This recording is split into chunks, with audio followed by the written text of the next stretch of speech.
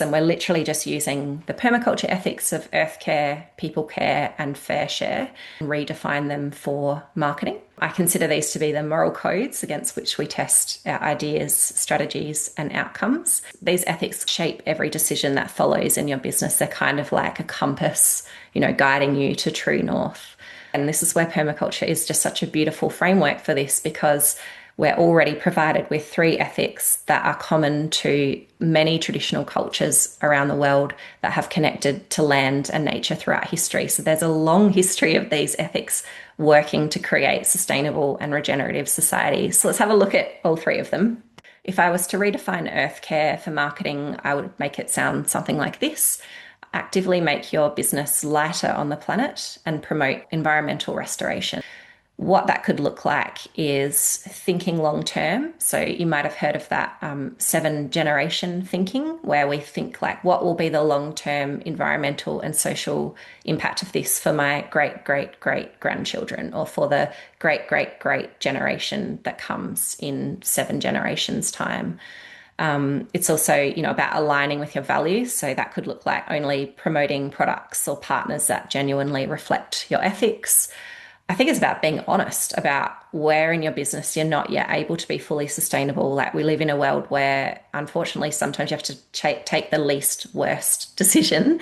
And I think when we're transparent about that without greenwashing and talking about some of the issues, but where we're trying, that can be really powerful. I would love for earth care in marketing to mean educating consumers about environmental issues in your industry. Like, in every industry, there are environmental issues, and we can be champions for helping people understand them and understand the issues and how we're working to solve them.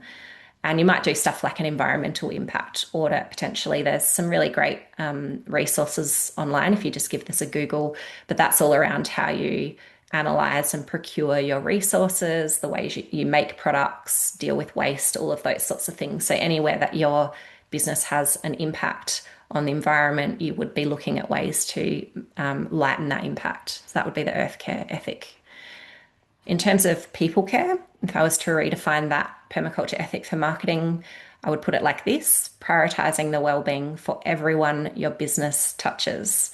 Your audience, your customers, your collaborators, your suppliers, your dog, if they appear on social media a lot, and especially yourself. I see this all the time, that so much of the marketing we do requires us to abandon ourselves and what feels good to us as people. So I would say that's where the ethic of people care, we can pull that into play. And choose marketing methods that feel sustainable for your unique energy and time and nervous system.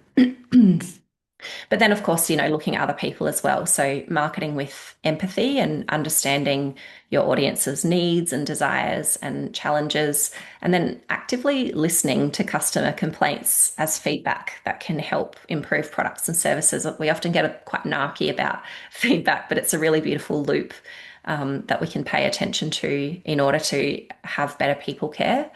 I would love to see more consent and respect of consent in marketing. There is so much marketing that is about, forcing people into stuff or adding them to things that they didn't really want. I would love us to do marketing that invites rather than pressures, without manipulative tactics and fake scarcity tactics and all that kind of stuff that's just works short term, but long term ruins everything. Prioritizing accessibility would be a huge part of this, so that people of all different shapes and sizes can access anything that we're marketing.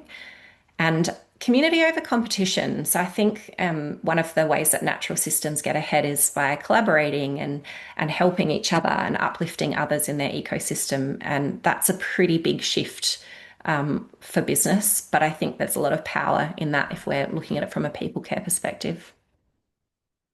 And then the very last ethic of fair share. So if we were to redefine that for permaculture marketing, I would say market in ways that create mutual benefit and fair exchange, and redistribute your surplus. And the main idea here is enoughness, embracing enoughness as a business concept. So that would be about figuring out what is enough for you, like, how much do you need to earn? How big do you want to grow? Maybe you don't actually want staff. Maybe you're happy being a sole trader, forever. So that's an enoughness element for you that you can design your whole business around. And that's a really beautiful way to have fair share, because we're no longer operating in this endless growth fallacy kind of world that, you're only a success if you've got 7 figures and 150 staff or whatever. And I think this is a really good opportunity to use your profits for good and create a legacy. You might donate to charity, absolutely pay the rent to First Nations people in your area.